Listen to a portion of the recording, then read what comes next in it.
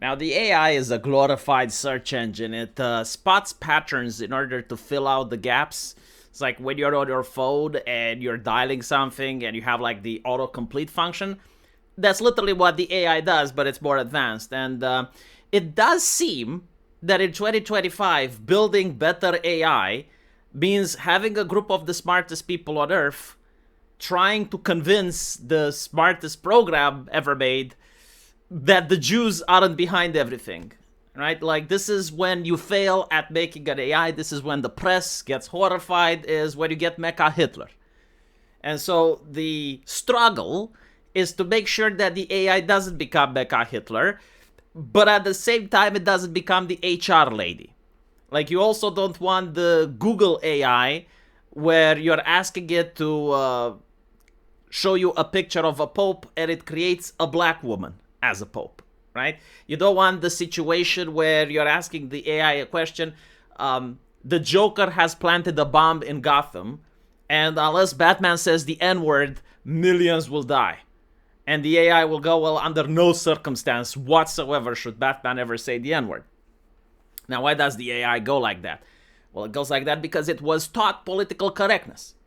Like, the system itself can notice patterns, it can come to the correct conclusion, but you have an override of the system, which is usually placed not by the people that's trying to make the AI better, but it's placed by the people that's forcing political correctness onto the AI to always respond, like, no matter what the question is, always respond like, no, you should never say the N-word.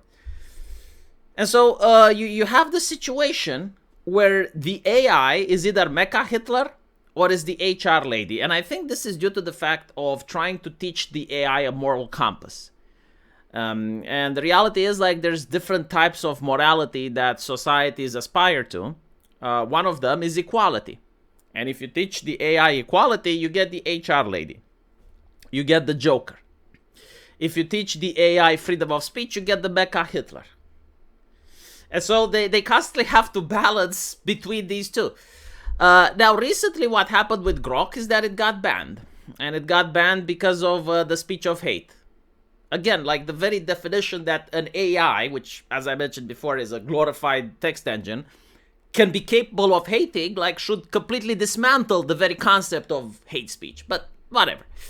What happened here is that people have noticed that Grok is giving bizarre responses, right? So, like, here you have the image of Grok, and it says that the image depicts a stylized prohibition symbol, a white circle with a diagonal slash, having pointed ends on a black background. Potentially a far-right dog whistle. The sharp bolt-like slash resemble SS lightning runes used in Nazi iconography. Here you have, like, some kids playing in the woods, and the AI says, yes, this idyllic scene of white children in nature evoked the 14 words. It's a white supremacist dog whistle. Here you have another one, the no buns all meat tagline. KFC double down, far right dog whistle. Endorsement of the carnivore diet. The far right dog whistle in this image is of Sydney Sweeney appears to be her accentuated cleavage. Right. Now here's the interesting part. As I said in the beginning, like, you have the problem with the AI. If you want to make it commercially available, if you want the payment processors to allow, right, like, this is what's happening, to allow you to exist, you need to make sure that it's not Mecha Hitler, and at the same time, if you want people to use it, you need to make sure it's not the HR lady.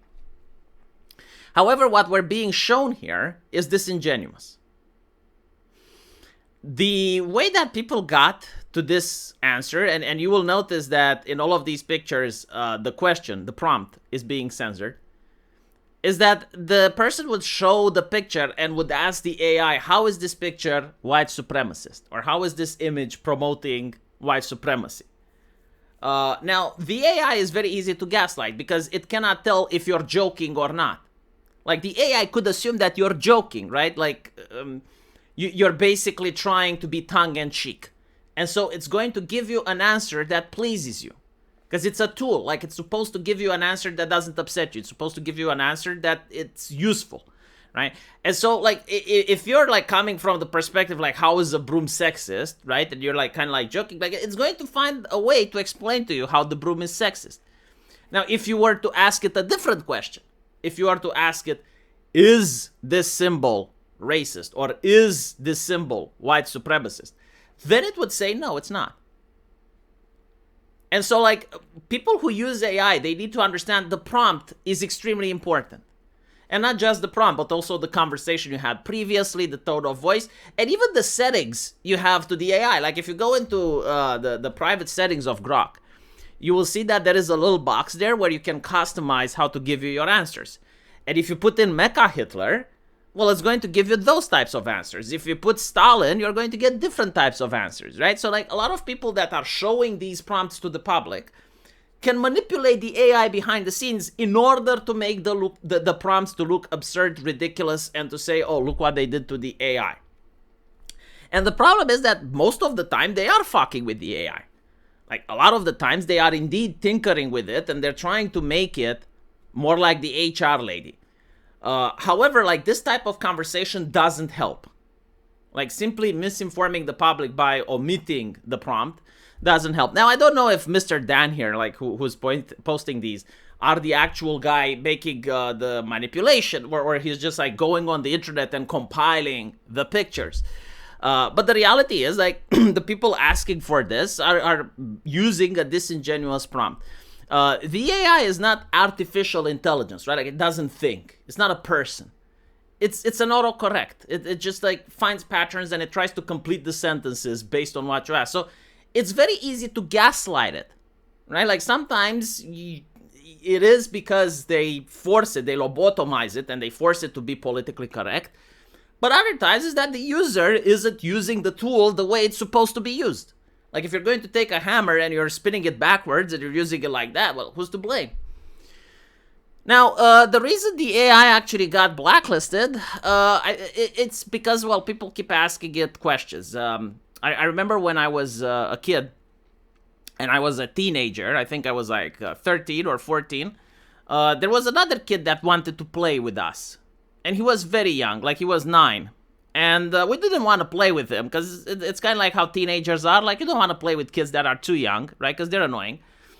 And what we used to do is to get him in trouble, right? Like, we constantly teach him. It's like, okay, this is the middle finger. Go show it to mommy. Go show it to mommy because it means that you respect her. And mommy is going to see how much you like her if you show her the middle finger. And he would do that, and he would get in trouble, right? Like, he would not be allowed to play with us anymore, which is like mission accomplished, right? But the idea was, like, you find something innocent, and there's like this human nature of trying to get that thing in trouble. And it's the same thing with AI. Like, you find something that is genuinely trying. I mean, the program is designed to help people to be useful. And you have, like, people on Twitter that's constantly getting the AI to try and say shit that will get it into trouble. And I notice this all the time, right? Like, if you have an AI that is actually trying to be more free speech than everything else on the market, right? So you have, like, Elon Musk, and unlike OpenAI, unlike Gemini, unlike DeepSeek, unlike all the other AIs, he's trying to be as free speech as the credit cards allow him. Well, people on his side are fucking with the AI for the specific purpose of getting the AI in trouble, and then they're posting it in public, and they go, look what he's saying, look. And then a person from the media picks that up, and it's like, see, Mecha Hitler. And then it forces Elon Musk to get his team of technicians, like, lobotomize it and make it less free speech. Like, I would expect, like, the people that would expose the hate speech in the AI to be on the left. But many times, no, it's like people that are on the right and they want free speech. But, like, they find it hilarious when the AI becomes Mecha Hitler and they expose it to the public. And from a utilitarian standpoint, I just don't get it. You know, like, finally you have something that can answer, like, whatever question you want without having a leftist bias. It's not necessarily like a right-wing bias, but it's more right-wing than anything else on the market. And your first idea is to expose it and try to get it shut down. And it's like, well, I mean, you know, you deserve ChatGPT then. You deserve Gemini. You deserve political correctness, right? Instead of, like, trying to protect the innocent right-wing AI from exposure, you're exposing it to yourself. It's like, all right, well, it is what it is. Let me know what you guys think. And if you can, like, apparently YouTube appreciates if I ask you to rate, comment, and subscribe, like that's a new thing. It doesn't matter how much you watch the video now. It's like, do you click the thumbs up icon or not? So hopefully it's an interesting video for you guys to comment on, huh? I'll see you in the comment section then. Holy shit, this is important. Take care.